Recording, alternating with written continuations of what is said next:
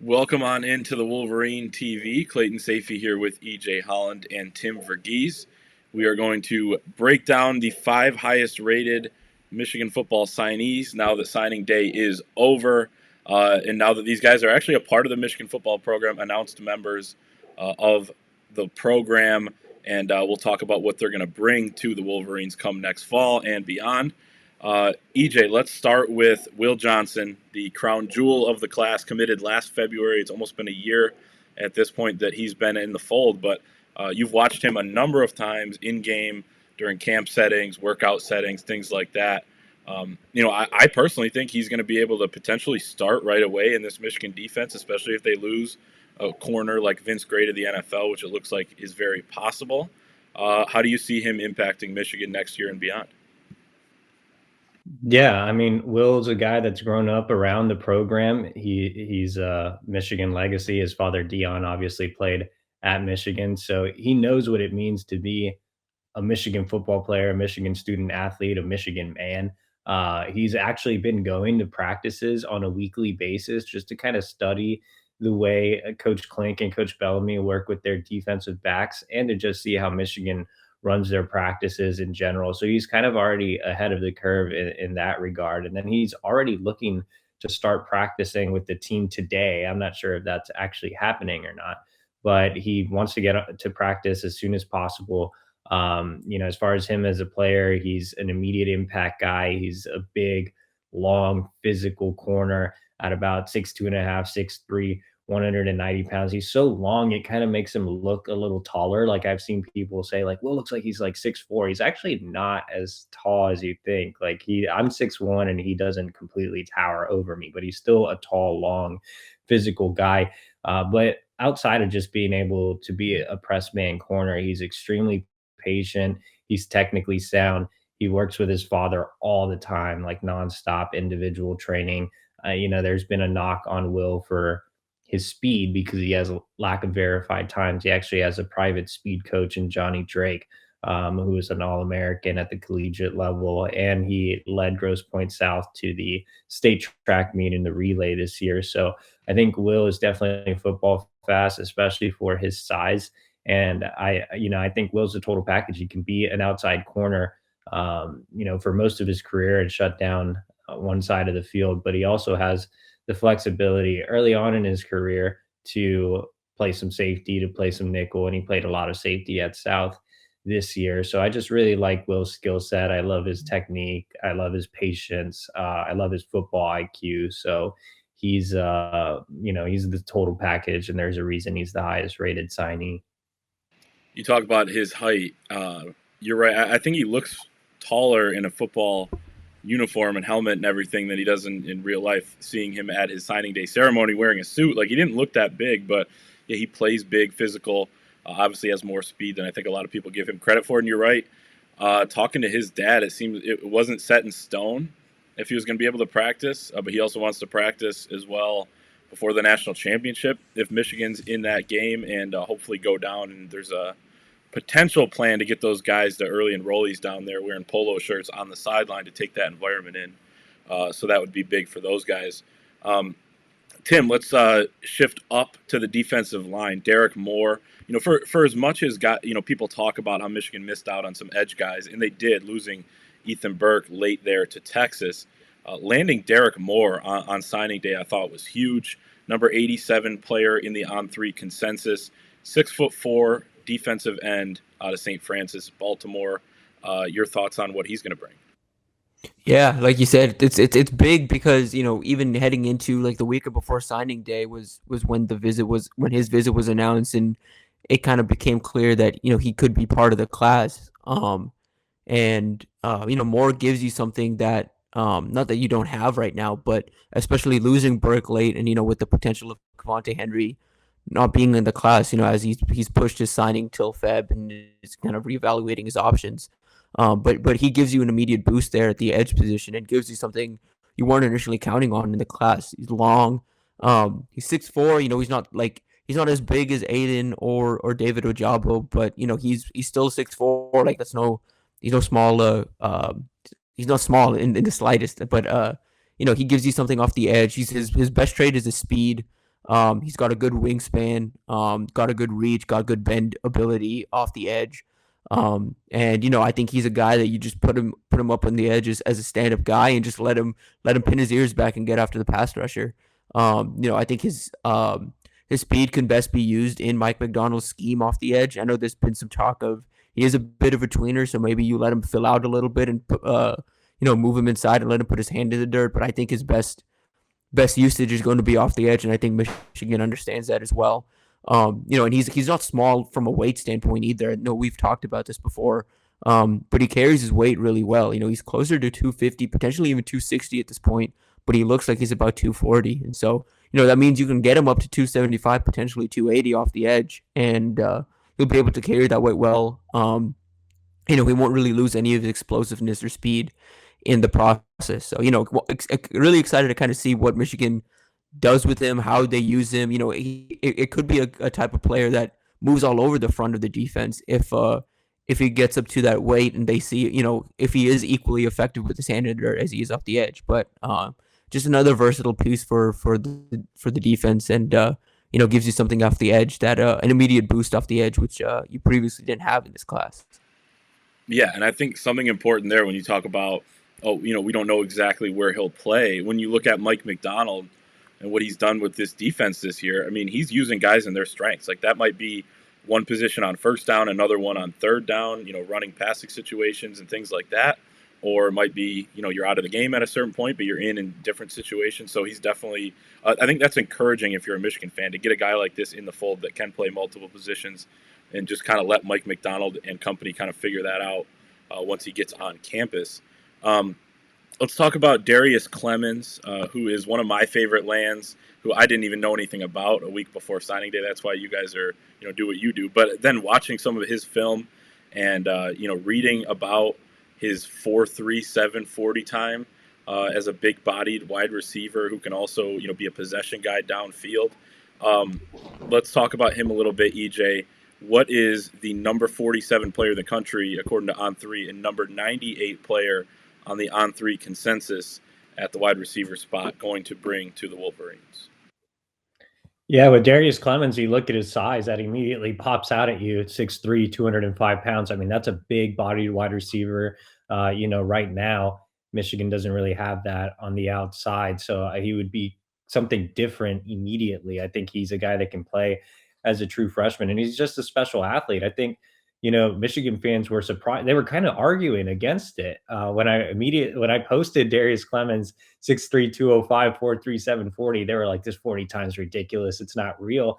And then I posted the video, and it's like a verified laser 4.37, which it might have been a little wind aided, but still to run that type of who cares to run that type of 40 at that size, like that's insane. So he's a special athlete.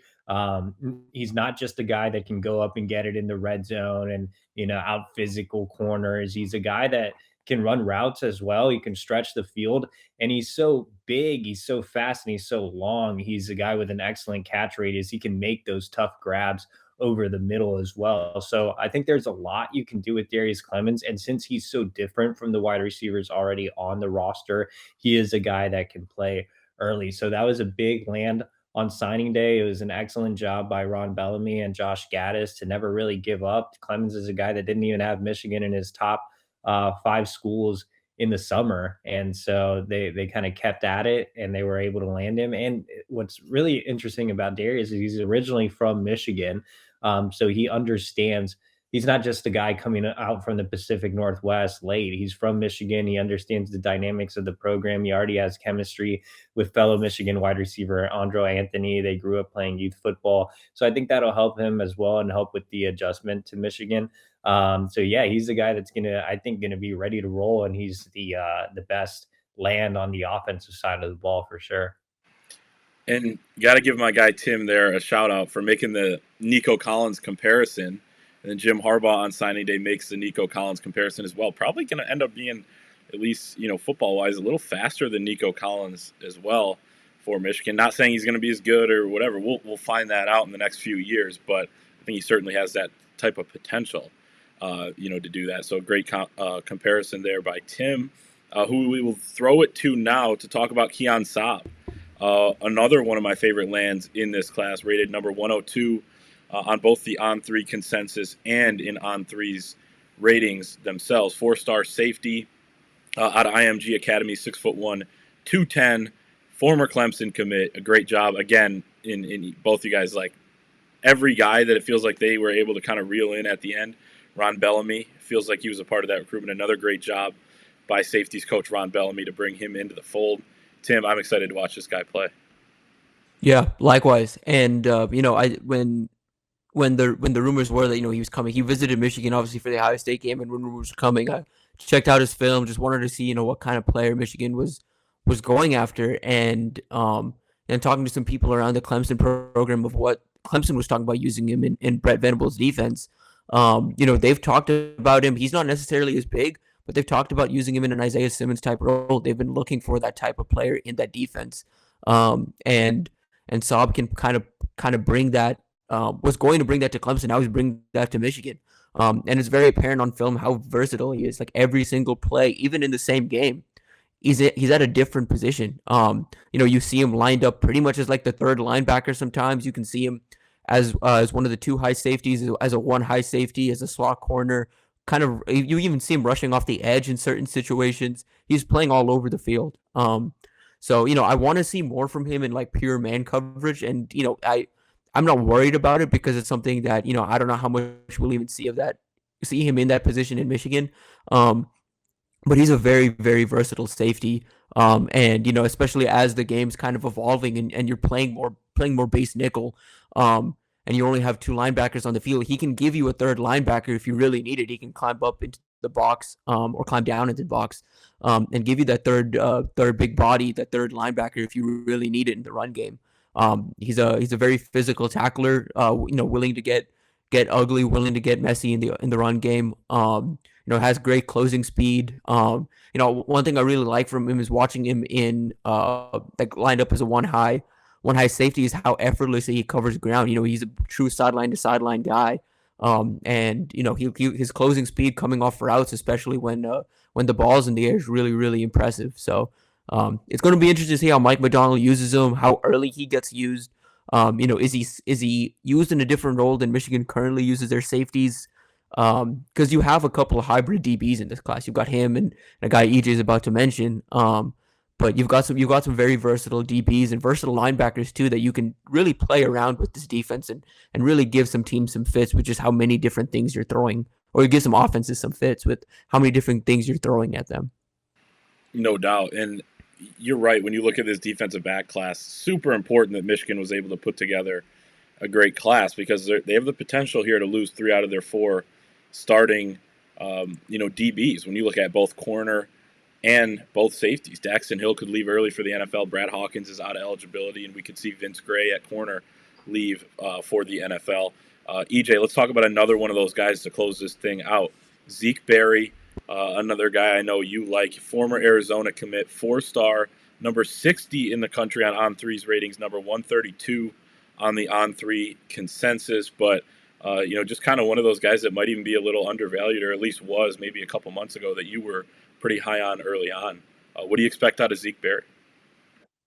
Yeah, I love Zeke Berry. I think he's a guy you, as soon as Dax Hill leaves Michigan, he's a guy you immediately plug into that role, and you won't really miss a beat. He's kind of that same type of elite level athlete. I know Dax was rated a little higher, and Dax can seem hard to replace on the surface, but I'm telling you, Zeke Berry is at that type of level. He's a guy that is built really, really well at about 6 foot, 195 pounds. I watched Dax a little bit in high school as well when I was on the Texas beat. And the same thing I saw from Dax kind of playing a little bit of everything in the secondary. Dax actually played a lot of corner in high school. Looking at Zeke, he's a guy that does everything for his high school team at a high level as well. He can play corner, he can play safety, he can play nickel. And he plays at one of the best high schools in the country, De La Salle National Powerhouse in Northern California. He's extremely technical. He's really, really disciplined. He has a high football IQ, great ball skills. He's kind of, I think with him, in a class full of super high ceilings, he's a guy that really has a high floor. So he's a really safe play. Yeah, I think what you're getting in Zeke, you're getting right now. I think, and that's not a bad thing that he's kind of reached that potential.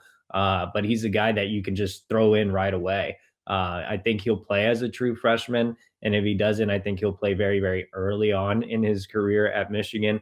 But he's just everything you kind of want in that Dax Hill role. If you turn on the film from this year as a senior, his closing speed is absolutely tremendous, and just his general speed as well. His ability to track the ball in the air and make plays on it. When I went out and saw him live a few weeks ago, or I guess it was the day he committed to Michigan.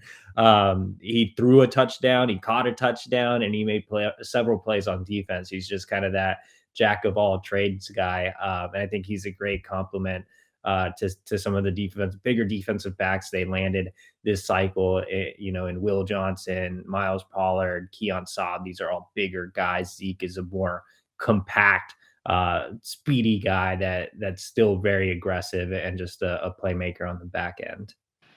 Yeah, so a really good haul for Michigan, not only in the defensive backfield, but overall. Those were the 5 highest rated signees here in the class of 2022 for the Wolverines class, which sits right now inside the top 10. A couple months here before the late period starts as well. Potential to move up there, potential to shift back a little bit depending on what other teams do. Follow all of that at thewolverine.com. $1 gets you an entire year. At this point, would take you through next signing day, early signing day. So go and do that right now.